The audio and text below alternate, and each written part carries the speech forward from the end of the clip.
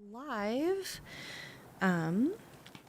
Welcome to tonight's edition of Ask an Expert, broadcasting once again from the beautiful and cozy Stone Cottage Studios in Boulder, Colorado.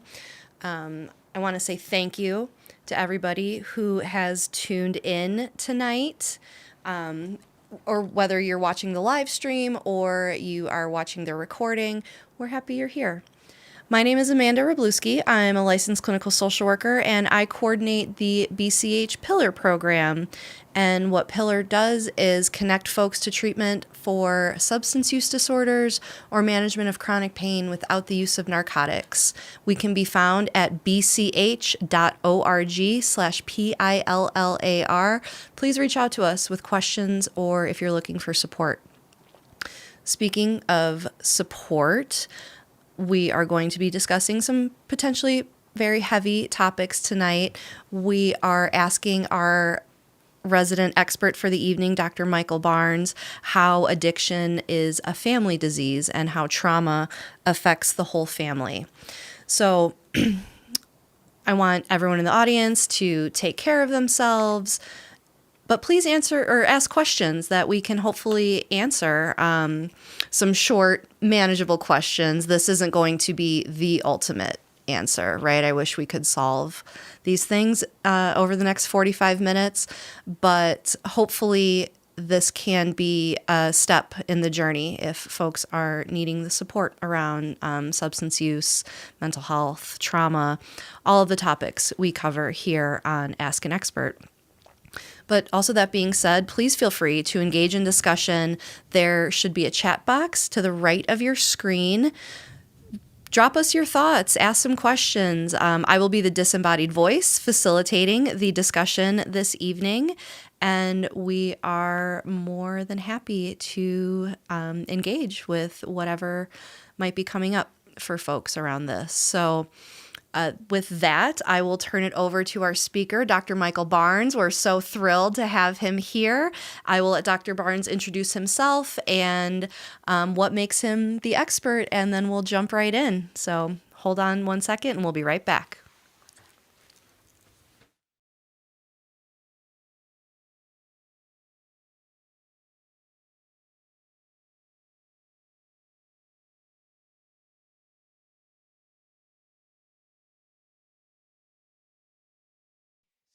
Just a brief introduction. I am the Chief Clinical Officer at Foundry Treatment Center in Steamboat Springs, Colorado. That is an addiction treatment center that is very trauma integrated and family integrated. We really do believe in the family disease model. And so I've been in the field for 41 years. I was a professor at CU in Denver and have worked in and out of the field in a variety of ways. And at this point, my real interest is in the development of family programming and the integration of family services within existing treatment. So I find it to be, it's missing a piece when family programs are these peripheral kind of programs that are secondary, and that the research is really very clear that individuals with chronic disease actually do better in managing their disease when the family not only is involved, but when the family begins to recognize it as a family disease that they've all been impacted by. And I'll show some slides on that as time goes on. So I think the most important thing that we can start with is during COVID, like everyone else in the United States, I was cleaning out my garage and found a box full of papers that I had written in 1991 when I was in school. And one of the papers on the top of the list was a paper about exactly what I just said, the need to integrate family services from a family disease, chronic disease model into existing addiction treatment. And as I read the paper, I realized that we're no further ahead today than we were in 1991. And so I set out to design a program that really incorporated chronic disease management, family systems thinking, and the impact of trauma on family systems thinking, but also with a desire to really have outcomes and to be able to see how many families are we helping and what's working and what's not working. So we're in the process of trying to do that. And so I'm just going to skip through. And one of the things that I hear all the time from families is, as you look at the slides, families all the time say, if my loved one would just get sober, then we can go back to normal. And while that seems to make sense from a family perspective, from a chronic disease perspective, that really misses the mark about that your loved one's illness isn't just affecting them, it's affecting everyone who loves them. And so often, families will come to us and they'll talk about, well, people have told me to do this and told me to do that and to stop enabling and doing all of these things. And what I would like to talk a little bit about is how trauma impacts these what we call protective behaviors, these things that families do really because they love their loved one and they will do anything to make sure that they are healthy and that they survive, when in reality it doesn't always help, but it is almost always tied to the well-being of the family members, the parents or the partners. And I'm a great believer that telling a family member to stop enabling is like Nancy Reagan telling an addict to just say no. It's ridiculous and it's shaming. And so the idea that we would never say that, what we would say is, let's look at the process of what you do to help your loved one and see why you do some of those things. And so the other thing I'll start with, since this is a question and answer show, is that families ask me all the time what I think they should do. And when I tell them, or I used to tell them, they would usually say, well, we've tried that, and we've done this, and we've done that. And I kind of shifted, and I started asking, if I tell you, will you do it? And the average answer that families give me is not yes, and it's never no. And it's almost always, well, it depends on what you tell us. And that what that really is, we want to know if we're on the right track. We want to know if we're going to be supported in this process.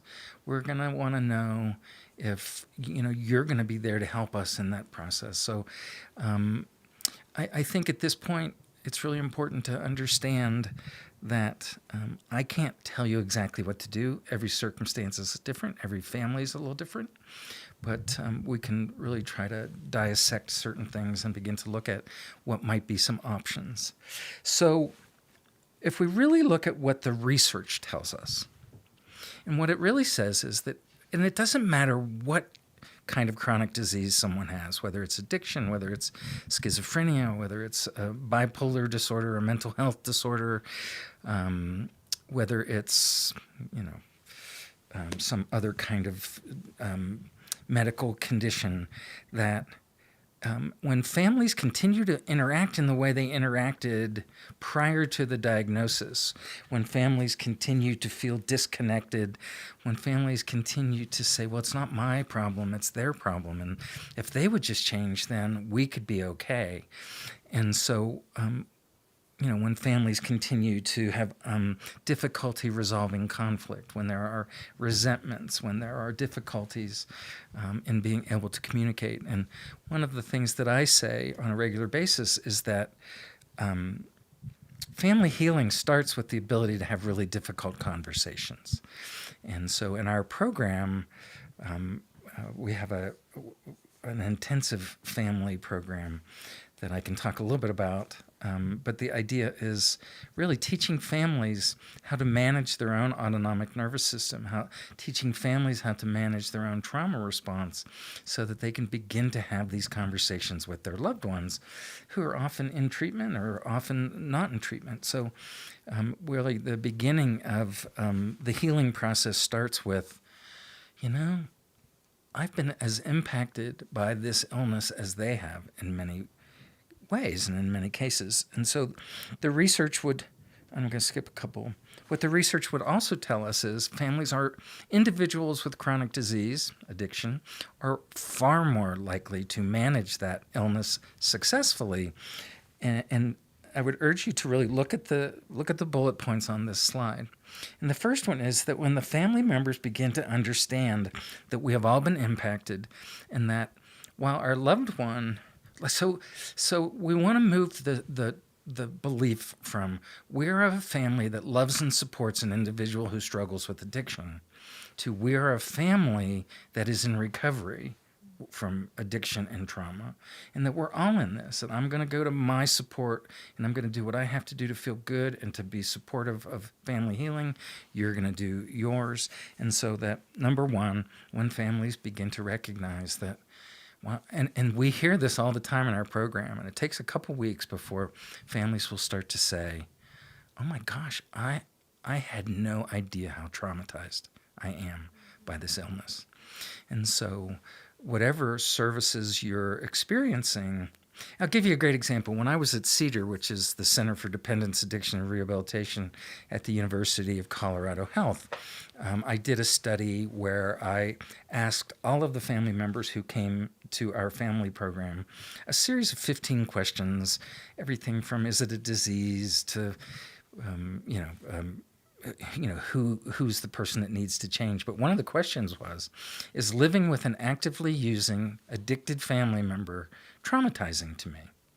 And 95% of the families responded with that it's either strongly traumatizing.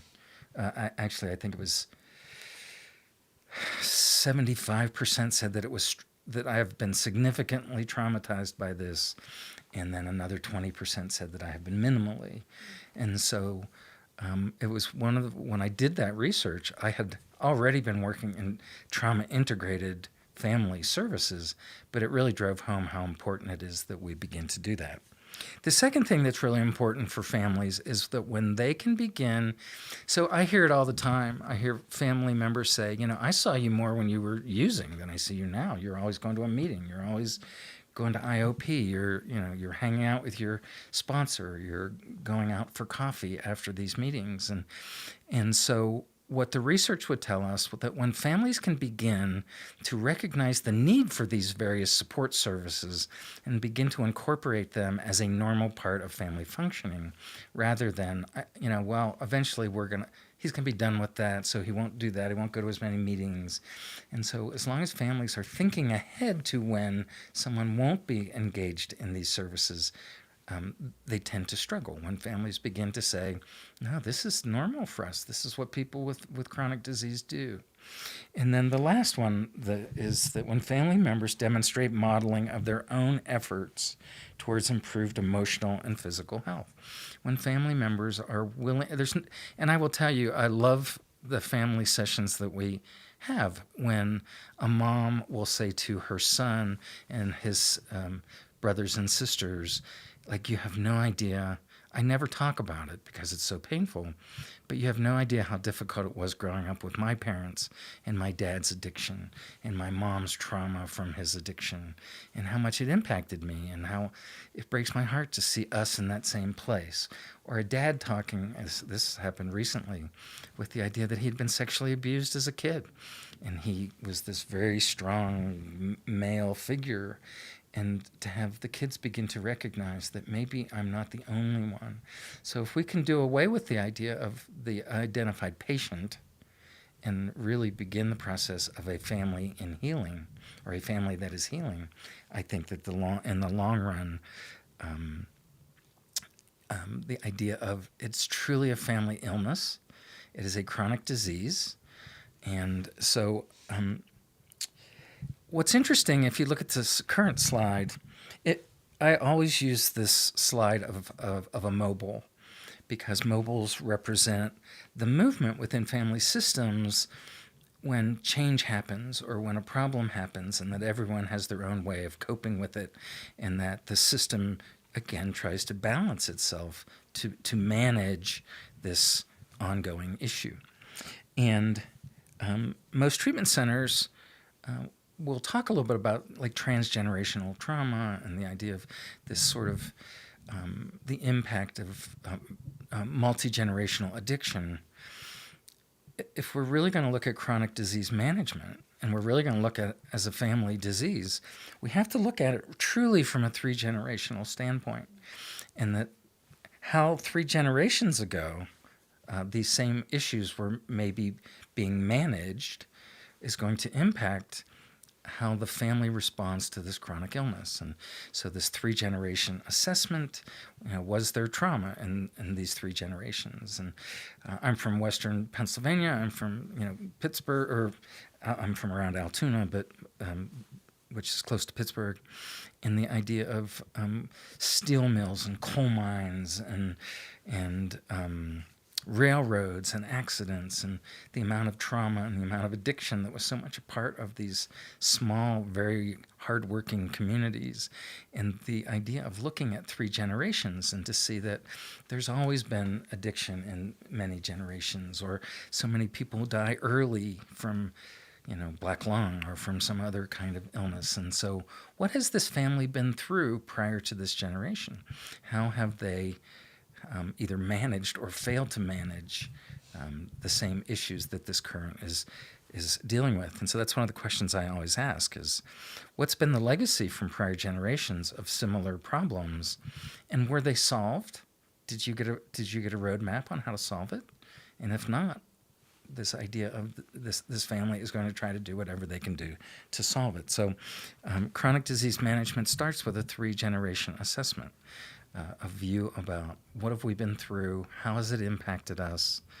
And oftentimes family members, parents or partners will say, why are you asking me about my family history? It's not my fault. I didn't do anything. And so I hear that, and I really understand that in many cases families are blamed in treatment environments. And I think we're moving past that to say, it's not a matter of blame. It's a matter of being open to the healing process and to being able to understand that we did the best we could based on the realities that we were aware of.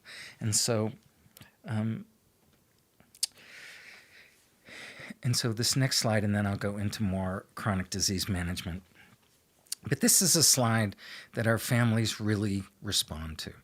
And so families, when they talk about going back to normal, they're actually, if you can see the slide, they're talking about like going back to before the addiction happened.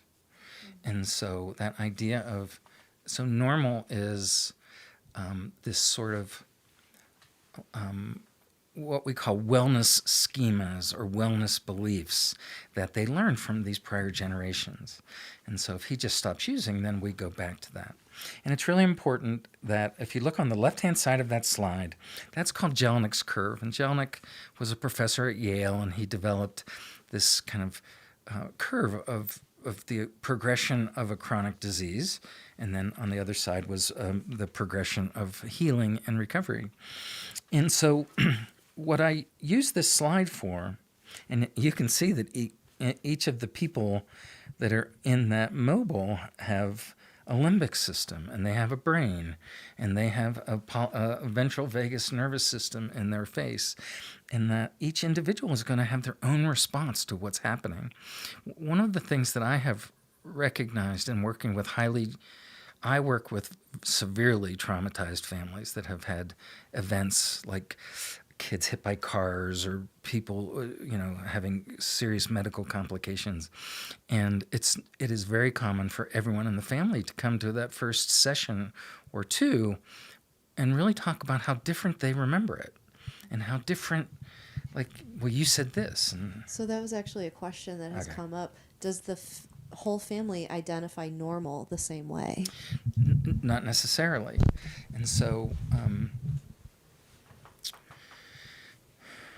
it depends. Mm-hmm. And so let me go to a slide here. Sorry. So if you look at the current slide, so where normal kind of evolves for families is this sort of belief about, and so in my family, my grandfather was a chronic alcoholic, and my mother was severely traumatized in the process of her mother dying when she was 13 and her father's addiction. And so for my family, being normal was being beyond reproach, meaning being perfect, and that you never did anything that would bring shame to the family. You never did anything that would, I lived in a really little town, so if I screwed up and did something, it got to my mom before I ever got to my mom. And so that process of how could you do that? How could you do that to us? And so for many families, normal is what allows us to be as safe as possible. The second thing on that is assumptions about what causes illness. And so, if we look over the course of history, addiction has been everything from a moral character defect to a lack of religiosity or Christian connection to a medical condition. And I think as we begin to look at it as more of a chronic disease and really, really embrace it as a chronic disease, that, it's really important to ask families, well, what are your assumptions about how does this happen? Not but like in a really curious way, because one of the things that I found in my research is that perception and belief is way more important than fact. Like families will come to us with this belief system about what caused it. And I'll give you a great example. I had a father, I was doing a lecture, and the father interrupted the lecture, and he says, "Don't you think that my son's just really irresponsible?" And I said, "Well, I think all people with addiction are relatively irresponsible at times." He says, no, my son's just really irresponsible. And I said, "Well, you seem awfully committed to having a belief system that if your son could be more responsible, that he would not drink in this way." And he said, "Well, yeah, of course." And I said, "Well, it's a chronic disease. And so that may not be accurate." And he said, "Well, do you have a son?" And I said, "Yeah, I do have a son." And he said, "Would you rather your son have a chronic disease that he has to live with for the rest of his life, or would you rather your son have irresponsibility that he can learn to be more responsible and he can be happy the rest of his life?" And so I understood that. But when you look at how the father dealt with the irresponsibility, it was, why are you going to those meetings? That's a waste of your time. Why don't you just go and work? Take this time to go to the office, get some work done, and be responsible. And in essence, the father's solution, I'm writing a book, and the title of the book is When the Solution Becomes the Problem. And for the father, the solution was the new problem for this young man. Sure. Because going to those meetings seems awful responsible to me. To me, yeah. But that kind of makes sense, that idea of how I believe and what my perception is going to dictate the resources that I will utilize. Yeah. And so that's an incredible way to zoom out and have more just compassion, I think, right, for the families that are going through this and meeting them where they're at. Thank you. Well, yeah. And, that idea of if that's the only solution, then the solutions you've been trying to solve it probably are going to be more of the same, always resulting in more of the same. Sure. Are there any other questions that we want to go to? Well, there was one that came up for me around managing the nervous system and not having like a visceral reaction. How do you support families with doing that? We have a very elaborate system for that. So I will show you. Sorry, a lot of slides here. So what you're looking at in that slide is what's called the Wolterstorff, or the Levine-Wolterstorff map of 5 states map of the autonomic nervous system. And everyone probably knows Peter Levine as the father of somatic psychotherapy. Eric Wolterstorff, who is a Boulder guy, was one of Levine's proteges, and he and I did some work together. And what this map is a way of representing how the autonomic nervous system, the fight or flight response, and then the freeze and dissociative response, how they work, and ties the sensory experiences in each phase along the way. And so this is in all of our group rooms. It's in our therapist's offices. The clients call it the marble map. And clearly, if you have marbles in your autonomic nervous system, you should probably go to the ER, because that's they're not supposed to be there. It's concerning. Yeah. It always makes me a little nervous when people say, "Well, my marbles are moving." Is that why people say they've lost their marbles? They've lost their marbles. Yeah. And what those little marbles are just energy. And Levine talks about how unresolved trauma results in energy being trapped in the autonomic nervous system, and that actual trauma therapy is about how do we release that energy and allow people to learn how to regulate. And so I have a video that I'm happy to share with anyone who wants the video that talks about how the map works. And there are places in the map that are really important, like the space between 1 and 2, between stressed and highly stressed, is where the prefrontal cortex begins to go offline because the person is moving into this very strong fight or flight response. And I'll joke with families about how often do you have arguments with your loved one that when it's over, you don't really remember what you said. And they'll say, oh, yeah, that happens all the time.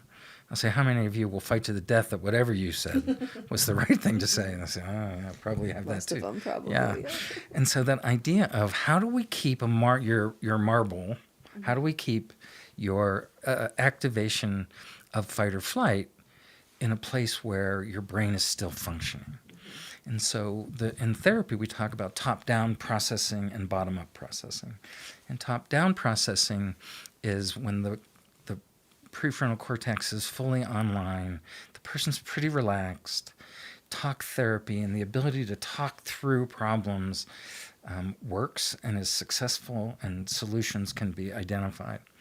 Anything above that, we probably want to do what we would call bottom-up processing, which is having them go for a walk, having them, I have clients do push-ups against the wall, anything to get the blood flowing back into creating a more functional biology for communication.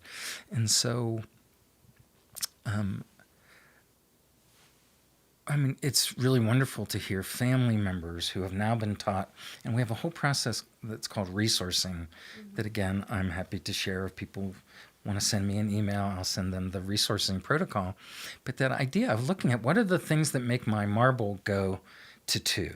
What are the things with my loved one that I get really frightened about, or I get really angry at, or I get, this terror response that they're going to die, that this is never going to end. And we begin the process of teaching them how to use mindfulness and meditation to be able to bring those marbles up and down. And it's a process that if someone practices those, that they can learn to actually regulate that in a matter of seconds. And so that's like it is. So trauma therapy is really a 3-phase process. Number 1 is safety, regulating the autonomic nervous system, stopping the drinking and the drugging, stopping dangerous behaviors and cutting and, risk-taking behaviors. And only then do you go to start tell the story. And so in addiction treatment, I think the idea of, we're trauma integrated or we're trauma informed too often means we start talking about the problem. And truly integrating trauma work into addiction work, you're integrating that resourcing technique. You're in your mindfulness. We use John Bruna's mindfulness and recovery program, so that clients will say, well, when are we going to work on my trauma? And it's like, dude, you've been working on your trauma since the day you got here. And teaching them how to regulate. And and teaching therapists how to know when to do talk therapy and when to go for a walk around the boundary and calm the person down. So hopefully that makes sense. Yeah, completely. I love to hear the integration of the mindfulness and that down regulation to realize no, your body can do this. It can get to that safe place. Yeah, there are interesting machines that we have. One is called a Muse machine that you put on your forehead, and that it's constantly doing biofeedback between the sympathetic and parasympathetic nervous system, and that when the individual is able to manage their nervous system, it tweets like a bird in their ear. Ooh. And so they'll know, oh man, I'm getting to the point where I'm really balancing things out. Yeah. And so clients will say, I got 6 birds when I was using it. And it's like, well, how many did you have last time? I only had 5, so I'm getting better at it.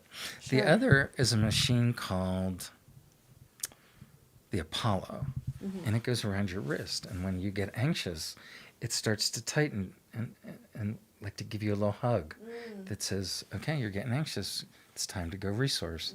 And it's just, there's just little things that we can use to teach people who, because of addiction, and so many of them start in their recovery process late, that they're so disconnected from their bodies in most cases. What I really like about your model, too, from what I'm hearing, and I think is important, that living in a society that's so fast-paced and go, go, go, slowing down, taking into account these little things. So you got 6 tweets instead of 5. You got another hug, on your wrist to remind you, like, hey, take a second, regroup. And that I think should be like just the norm. But, for folks in the audience, that's a big part of what the field of treatment is trying to instill is let's slow down. Let's, really take a second, analyze. Are we in danger? Nope, we're safe. We have these tools now. And that, just in our experience working with folks in our program too, and I'm sure you all, that's where really a lot of the success lies, is engaging those tools. Yeah, I mean, I've been speaking a lot about the idea of, we call treatment rehab. Well, for many of our clients, it's not rehab at all. It's HAB. And the idea that if your loved one has been using since they were 12 and they're 25 to 27, or I was talking with a 37-year-old the other day who said, I've never even paid my own taxes. Like, there's so many things that I know at 37 that I'm supposed to know how to do, but I've never done them because I've been in and out of treatment my whole life. And so this idea of if your loved one, and I hear families say it all the time, it's like, he's 27 years old, but now that he's sober, when he talks, he sounds like he's 15. And so the question is, what did your loved one not get from a real developmental standpoint in learning how to be connected to their body, to be connected to their emotions? And so now they're sober and, someone's been paying their rent. And there's so many things that they have just not had to face. And so, that's where when families can begin to wrap around we're all in a healing process, that it allows that person a little more freedom to learn those skills rather than have to be, like really okay. Right. So we're really working a lot with that, with cannabis right now, with real high potency THC. And a lot of those guys, when they do get sober, it's like, I have no idea what I'm doing. Sure.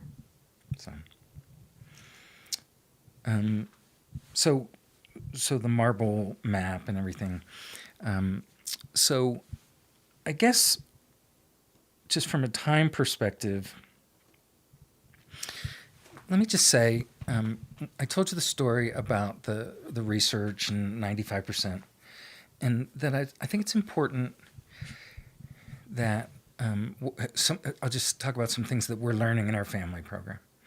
Number one, there is a clear parallel process between what the clients need to learn about the illness and what the family needs to learn.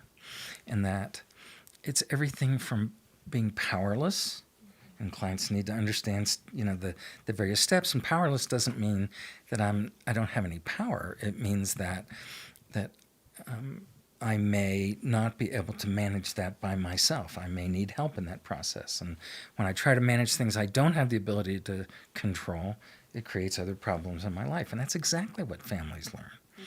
That idea of, I have been trying to control this kid, this husband, this partner, this parent, whatever, for so long, that now we're telling them that they need to learn to set boundaries rather than try to control. And so it's a very similar process. The acceptance that clients have to have that they have a chronic illness and therefore they have to engage in recovery. Families have to accept the same process. And so as long as families are on the periphery saying this is theirs to learn, that the family will always sort of be in a bind as they try to support their loved ones, and we're seeing it pretty clearly. Second thing is, family members who are traumatized will experience the exact same symptoms of post-traumatic stress disorder. And I'm going to show you a slide that I think, I have to find it. There it is. So I did this study, and I was studying families who had loved ones with mental health issues and with addiction. And I wanted to see what they would say if just given the opportunity to not have to be right about anything, but to just talk about their experience. And so I asked the families, if you had a call from a dear friend or from a loved one who said that they have a loved one the same age as yours, same gender, diagnosed with similar things, and they want to know, what's life going to be like? Like, what are we facing? Mm-hmm. And so the families would just go on. I had 40 hours of audio, and so when I coded it, if you look at that slide, this is exactly what the families told me, and that there are very clear emotional, and they're very varied emotions, from anger and fear and grief, guilt at times, I should have done things differently, horror, terror, depression, frustration. And so a very clear common cognitions, a sense of helplessness, fear of the future. What's it going to look like if he doesn't get sober now? Interesting, in that same study, what families told us was the number one trauma for them. And you can imagine going to the emergency room and all of those things would be part of that. The number one trauma was the loss of the future for their loved one, the shattered assumptions and the shattered dreams that they had. And it's, when they got married and their husband's addiction became more clear, it shatters this marital bliss that we're going to have, and we're going to raise our kids, and we're going to, be the ideal family. Or when we have kids, that, he's brilliant, but he's never going to be the physician like his dad, or those kinds of things.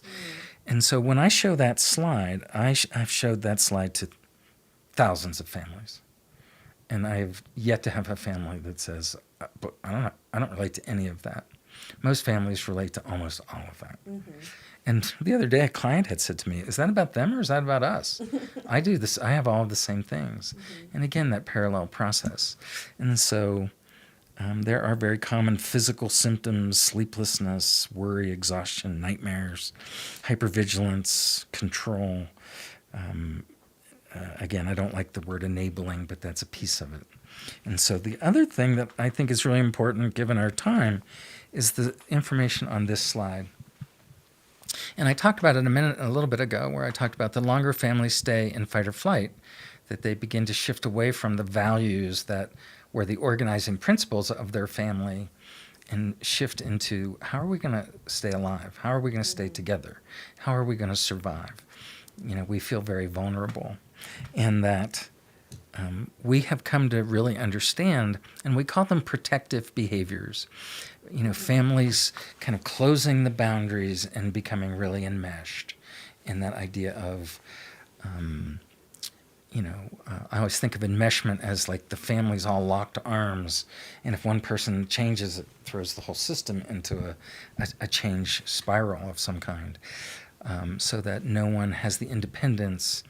One of the things in chronic disease management that we've learned is the more the family does not go through the life cycle stages, meaning the kids get to a launching pad phase and the parents get to be in their older adult phase as they have their parents begin to die, and really that as long as they continue to be organized around this addiction, the more resentments there are going to be, the more conflict there's going to be. And so one of the things we do in our family program is we map out what needs to happen in each family in terms of autonomy and launching. Because just because someone's successful, we've worked with families where the kids were all like professionals, physicians, but they didn't make any major decisions without consulting with their parents. And so oftentimes people can be successful, but emotionally they're still very enmeshed and very, very connected.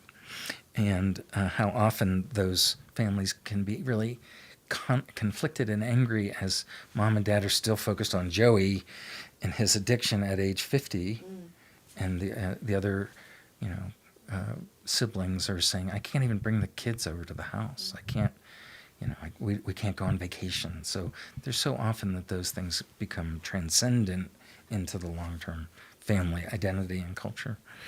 So I think that idea of your question about regulating the autonomic nervous system is really critical, is that the more fear I have at telling my son, I'm not going to pay your rent, and then the son gets upset and my throat starts to close and I start to get anxious, the more I can regulate that, the more we can work with them on how do you do that in a healthy way, that we can actually do away with those kinds of protective behaviors. And we don't use the term codependency at all. We have completely gotten rid of it. And if you look at the definition of codependency and you look at the definition of developmental trauma, they're the same thing. And so I would rather call it what it is and allow people to begin to say, well, maybe I have developmental trauma from my own parents, or I have transgenerational trauma from the trauma of my family of origin, and that's playing out in how I am over-involved with my son's addiction. But I don't, when you look at the history of codependency and how it's shifted over time, I just don't see the utility of it. I do like Rob Weiss's book, Pro-Dependency, and the idea of being able to help families see that most of what we would call codependent behavior is really very loving, but with not very good boundaries. And that if we can teach better boundaries and continue to support the loving nature of interaction, that the family can begin to enter that healing process faster. So, which would make sense why you go back 3 generations, yes, too, to look at that generational trauma. Sure.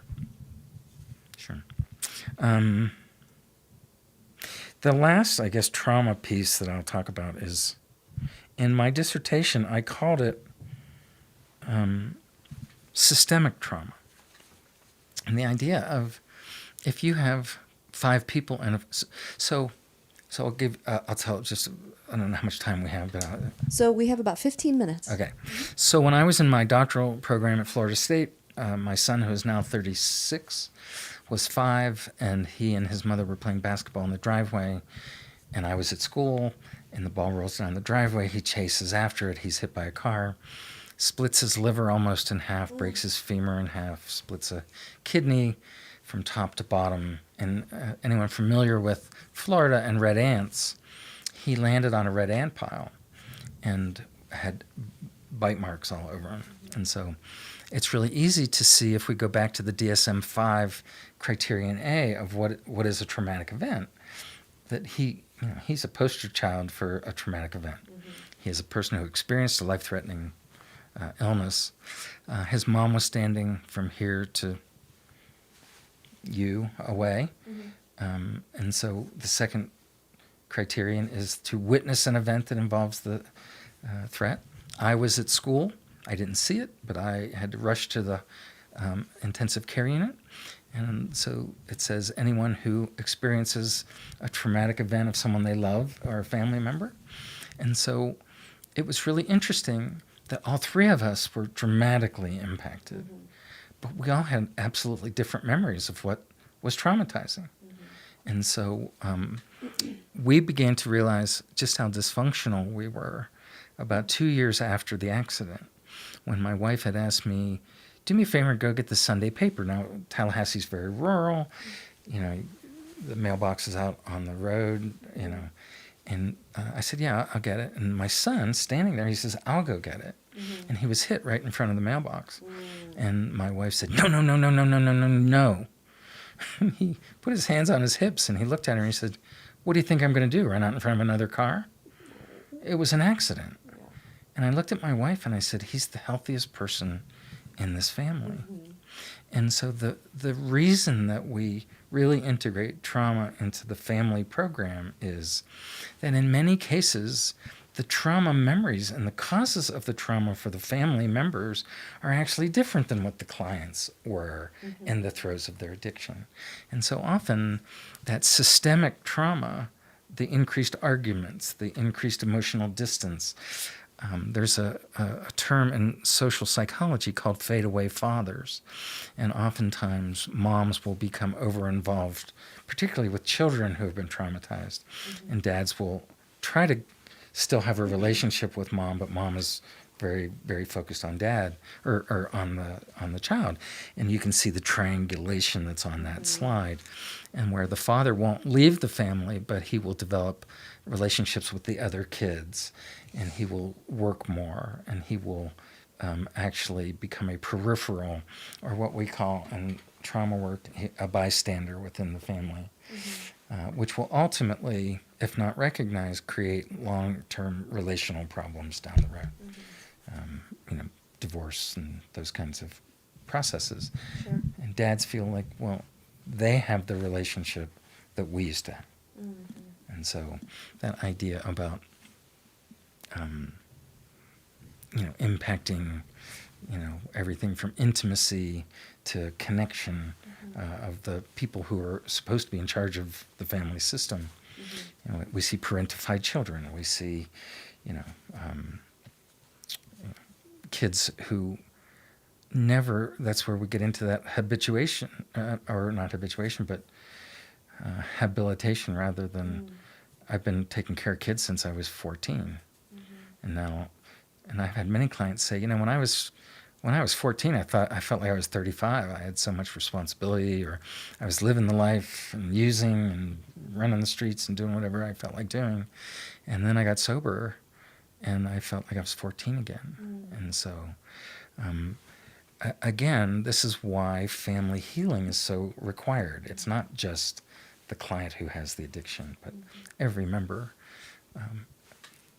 doesn't have to do anything. It's helpful if they begin that process. Yeah. That's fascinating, that piece about, just how everyone remembers it differently and kind of goes on their own trajectory around it. Yeah, we actually do an exercise where we have each member in the family answer 5 questions. What happened? Why did it happen? Why did it happen to us? Why did we act the way we did when it happened?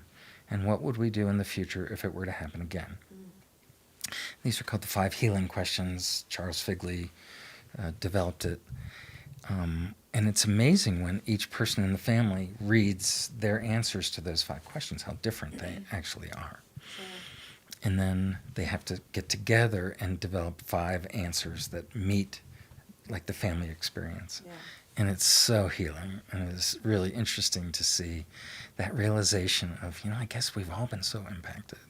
Sounds powerful. Yeah, it's really cool. It's actually a good segue into another question that came up. When you have family members, like the one dad you mentioned earlier in the discussion who uncovered his own trauma of being sexually assaulted, how is that then handled? Because here's a person who is clearly in need of doing their own work, but not necessarily, the family member that came that was in active addiction. How is that addressed when we're talking about other members of the family system? Well, by the time they get to the point where they're recognizing those kinds of things and having those conversations, they have been through weeks. So it's a 2-phase program, a 5-week program where they learn about addiction as a chronic disease, trauma, family trauma. And so they've developed a relationship with us, like Annie and I. And so that father will generally say to us, should I tell that? Should I say that? Because, what are people going to think? And so we've already talked to that person about, okay, we need to help you find someone that you can work with privately. And so, that's probably already in motion before the father even says that. Yeah, wonderful. We've got just about 10 more minutes. I want to invite anyone else from the audience to ask a question, share thoughts. What else do you want to know about how this model can help get whole families healthy and not just one person in the family? I like the marble poster too. I kind of want to hang some up in an Sure, emergency. sure. This is just as we're kind of looking at it. Here's a quote that I think really speaks to what we're trying to do with families, and it's, as far as the newer normal is concerned. Remember, normal is before the addiction started. Mm-hmm. The new normal is what they did to try to live with the addiction while trying to also get the person help. And then the newer normal is what we've been talking about. Like any other area of life that you have a desire to change, learning more about it is the prerequisite for action. And again, really looking at people's perceptions. So new insights stimulate new solutions. New solutions allow for new actions. New actions allow for different relationships. And different relationships promote family healing. And so that's really what we're trying to say, is that sometimes a subtle, simple shift in one's understanding of the chronic disease and how the family's actually been dealing with it for generations really allows for incredible change. Mm-hmm. And so that's the poster of our program. Mm-hmm. And so you can kind of see, well, it's interesting. Like the slide that they can see right now used to be the Foundry model of care. Mm-hmm. And substance abuse at the top, attachment and trauma as the foundation. Family program was disconnected and just like a side project. And in the middle was a model called NARM, the Neuroaffective Relational Model, that basically says everyone in the family needs to learn to connect to themselves and to others. They need to learn how to get their needs met. They need to trust and learn how to trust again. Mm-hmm. They need to be able to set boundaries and live with boundaries. And then they need to learn how to be intimate. But if you look at our model currently, the family program has been added as a key component to the entire program. Mm-hmm. So it's no longer a peripheral, but it is absolutely as important as process group each week, as important as AA meetings each week. And the clients get the same lectures as the families, mm-hmm. so they have a common language to be able to talk. And so I think those are the things that we want to see all treatment centers incorporate. Yeah, I agree. Very comprehensive.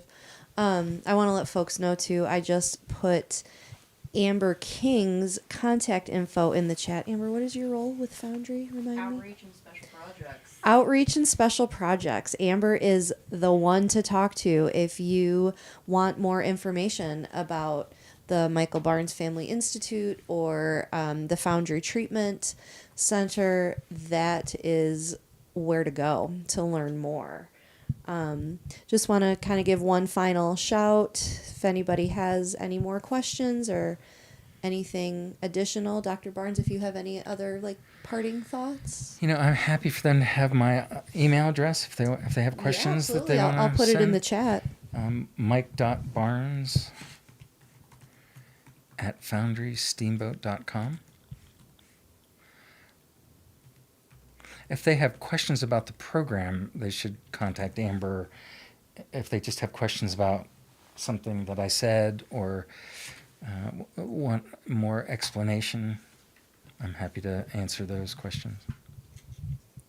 Fantastic.